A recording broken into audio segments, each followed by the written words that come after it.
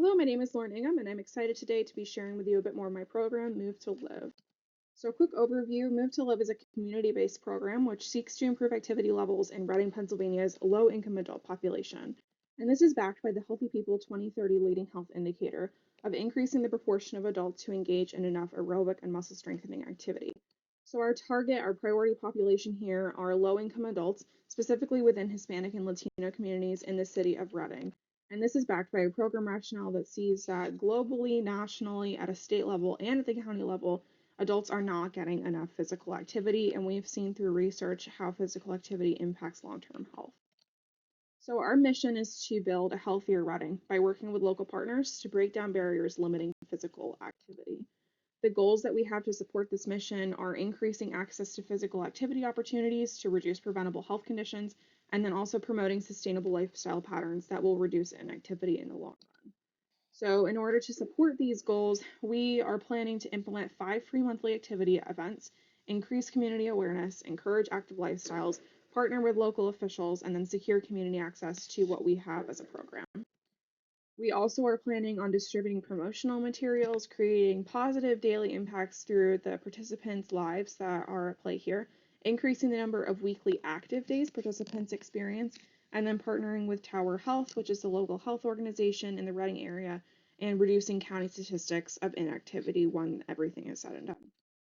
Interventions in order to make these goals happen include developing a monthly activity calendar with our local partners, launching a health communications campaign to get the word out about what we're doing, establish a community advisory board for organization purposes, advocate for environmental changes such as safe sidewalks and access to green spaces, expand the monthly calendar with our local partners, launch a 5-year communications campaign which builds off of Goal 1 interventions, incorporate health education workshops into our activity events, which will allow people to practice little daily activity hacks on how to get more active throughout their week, implement 5 free monthly activity events year-round in different places around the city, build a partnership with Tower Health for developing resources and distributing them, and then collaborate with local governments and partners to expand our impact throughout the community.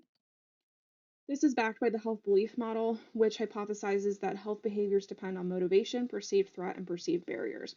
So we are planning and trying in this program to break down the perceived barriers and threats when we see people being inactive on a weekly basis. Resources required are vast, as you probably know from planning other projects. There are many, many components that go into making something run smoothly, and these run anywhere from personnel resources to financial resources. We need activity mats, we need money to be able to buy water bottles for people to have water after a program. We need volunteers to help things run, we need pamphlets. There's many resources that are required, and it takes a lot of detail orientation to be able to get that all said and done. So implementation after we have these resources and planning for these resources is kind of broken down for you on this slide. Primarily, we need to establish a board, and then through that board, we'll be able to fundraise and network in our community to develop the calendar of events that we've talked about, and then launch a communications campaign advocating for accessible community engagement with our programming. So this is the project logic model, and as I was talking about the health belief model, logic model framework is also utilized as a method of being able to logically think through what do we need, what are we trying to get out of this, and then what do we hope to benefit the community in the long run. This is broken down in more detail in the program plan paper. So what's in it for the community? Well, first and foremost, accountability when you have a community event is a huge thing for keeping people engaged and in the long run, staying with their habits that they're forming. Free and accessible resources like we've already talked about, expert advice and recommendations from subject matter experts in the community, long-term wellness, and overall community improvement is what we are desiring for this community and these group of participants. So how can you get involved? Well, there's 2 main ways, and that is as a donor or as a community sponsor. We would love for you to get involved if you feel connected to this mission.